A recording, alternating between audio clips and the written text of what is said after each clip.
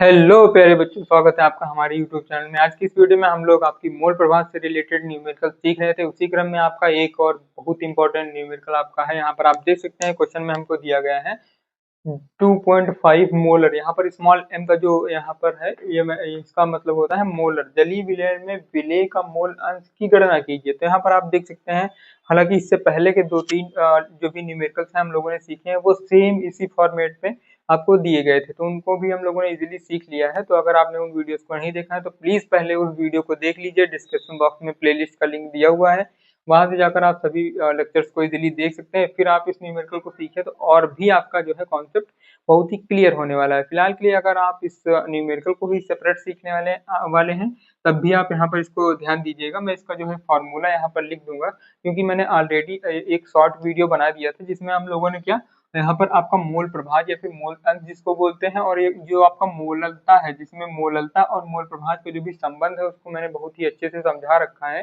तो आप उस वीडियो को जाकर देख सकते हैं। फिलहाल के लिए हम लोग इस क्वेश्चन को सीखते हैं। यहाँ पर आप देख सकते हैं जो भी हमको वैल्यूज दी गई हैं उनको सिस्टमैटिक फॉर्मेट से हम लोग नोट डाउन करते हैं, फिर यहाँ पर स्टेप बाय स्टेप फॉर्मूले की मदद से हम लोग मोल अंश को कैलकुलेट करेंगे। तो इसका जो भी सोल्यूशन हो जाएगा इस प्रकार से कुछ रहेगा। इसका यहाँ पर आप ध्यान दीजिएगा, हमको दिया गया है 2.5 मोलर। इट मीन हमको विलयन में जो है विलयन की मोललता गिवन है। तो यहाँ पर हम लोग लिख सकते हैं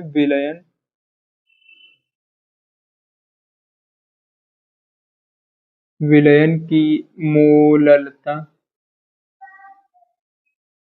मोललता को हम लोग स्मॉल m से प्रेजेंट करते हैं, और ये कितनी गिवन है आपकी? गिवन है 2.5, और ये मोलर में गिवन है। फिर हम लोग को किसकी नीड होगी? हम जानते हैं कि जो आपका फार्मूला होता है मोल अंश या फिर मोल प्रभाज बोल सकते हैं, और मोललता के पदों में तो आपका जो फार्मूला हो जाता है वो कुछ इस प्रकार से हो जाएगा, जिसको हम लोग x से प्रेजेंट करेंगे। और ये किसकी हम लोग मोल प्रभाज कैलकुलेट कर जा रहे हैं, तो यहाँ पर विलेय का मोल प्रभाज कैलकुलेट करने वाले हैं। तो हम यहाँ पर लिख सकते हैं विलेय। विलेय यहाँ पर कुछ भी हो सकता है आपका, तो विलेय हो जाएगा। और इसके लिए फॉर्मूला होता है, हम लोगों ने पहले ड्राइव कर रखा है, स्मॉल m अपॉन में स्मॉल m, और प्लस का ये हो जाता है 1000 और बटे में कैपिटल M। तो यहाँ पर आप देख सकते हैं मोललता स्मॉल m की वैल्यू हमको दी गई है, जबकि कैपिटल M जो है हमारा यहाँ पर वो हमारा क्या है? विलायक पदार्थ का अणुभार है। तो विलायक पदार्थ का अणुभार, यहाँ पर विलायक पदार्थ क्या है? जलीय विलयन है। इट मीन हम लोग यहाँ पर जल को प्रेफर करेंगे एज वो है विलायक। तो हम लोग यहाँ पर लिख सकते हैं विलायक पदार्थ का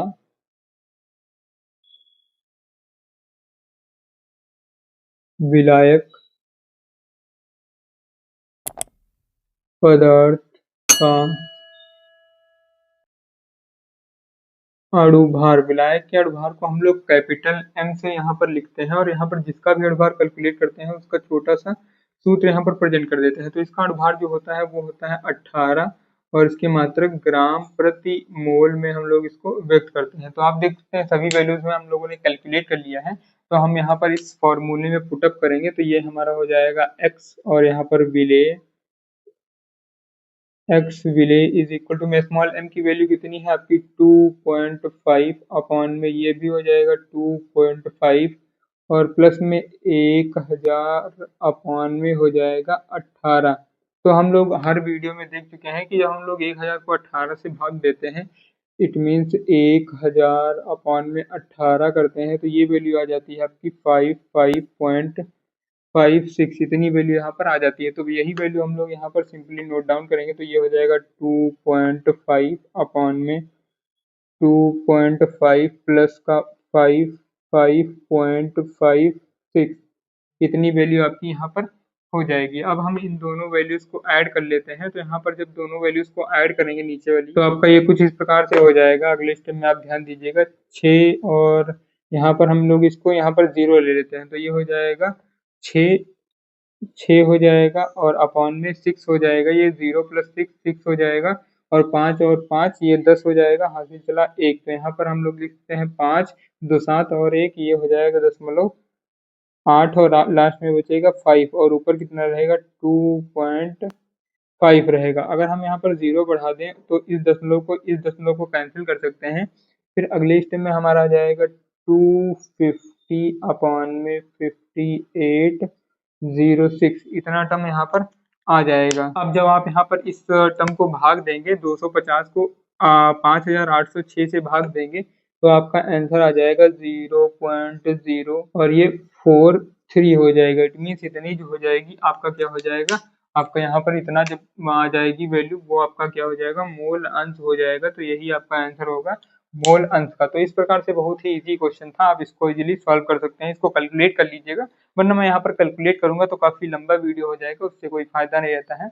आप 12th स्टैंडर्ड में आ गए हैं तो इतना तो आप कर ही सकते हैं, आप इसको कैलकुलेट कर सकते हैं इजीली। यहाँ पर गुणा भाग ही करना है, यहाँ पर ऐड करके मैंने बता दिया था, और इस टर्म को भी आप कैलकुलेट कर देंगे तो ये वैल्यू आपकी यहाँ पर आ जाएगी। तो आई होप ये क्वेश्चन आपको इस वीडियो में इजीली समझ में आया होगा।